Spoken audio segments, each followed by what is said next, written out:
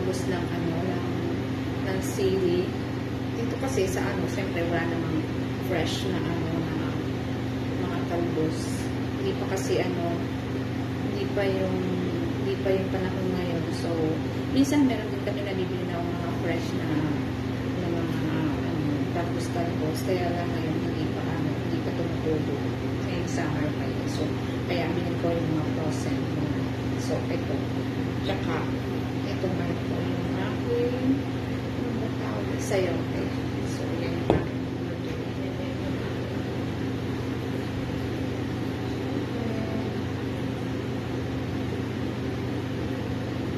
chicken natin.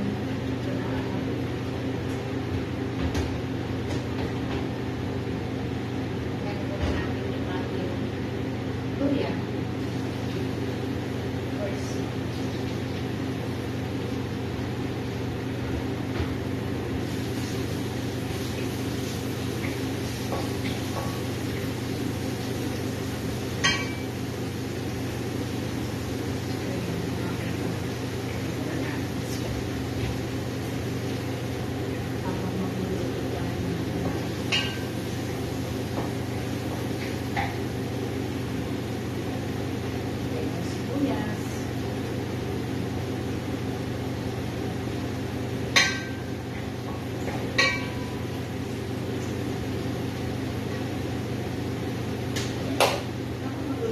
Siyempre, kailangan happy tayo para masarap yung luto natin. Kailangan natin din kasi minsan may sabaw. So, pero hindi maganda kasi kahapon yung ulam namin is fried chicken wings. So, ngayon, ang niluto ko naman is tinola. So, chicken pa rin. Pero okay lang. At least may sabaw, diba? So, ayun. Tinalo ko kasi ng ano yung balon-balonan siya.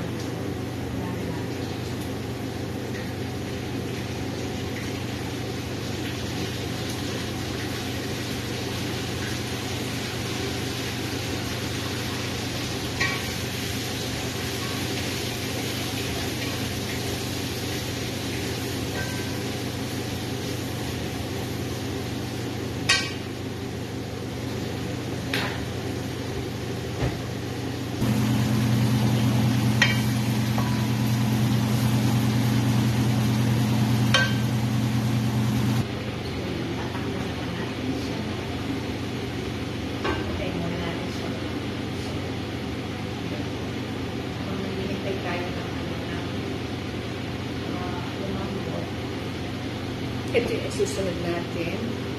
Sakot siya lang natin yung so.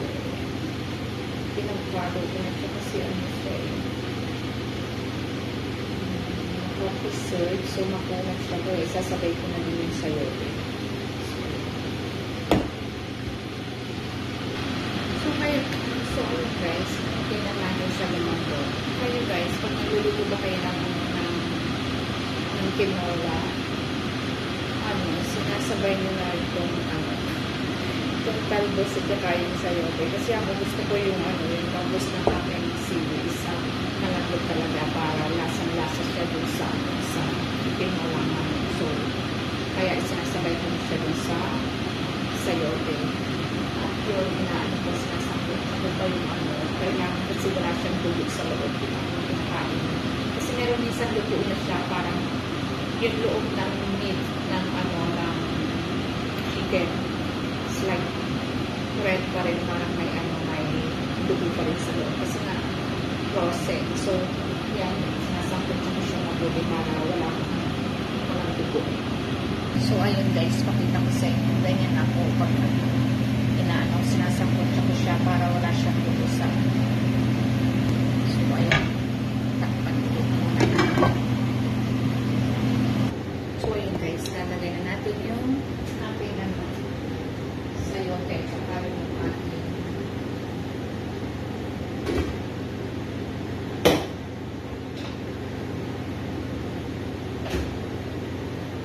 yung ating talbos ng sili. Ayan, so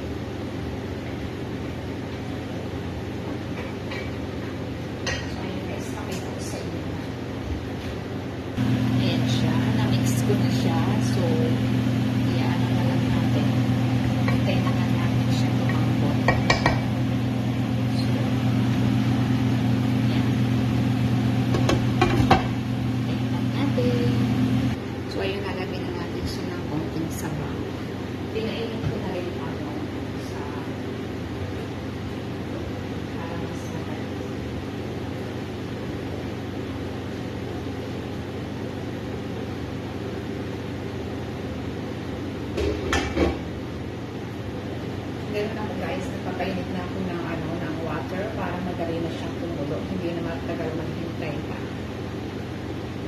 So ayun guys, ating titikman na natin kung okay na yung alat, and then pag hindi pa, nadagdagan ko.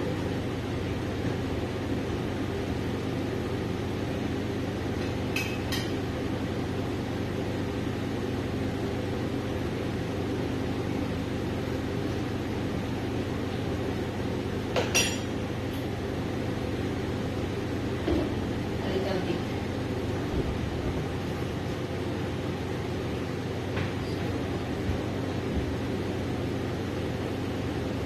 Lagyan natin ng konting patis.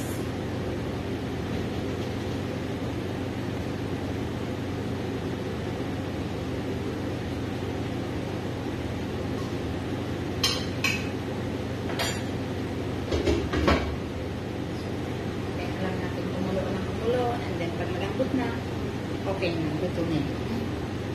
So ayun guys, natimplahan na natin. Hintayin na lang natin siya lumambot.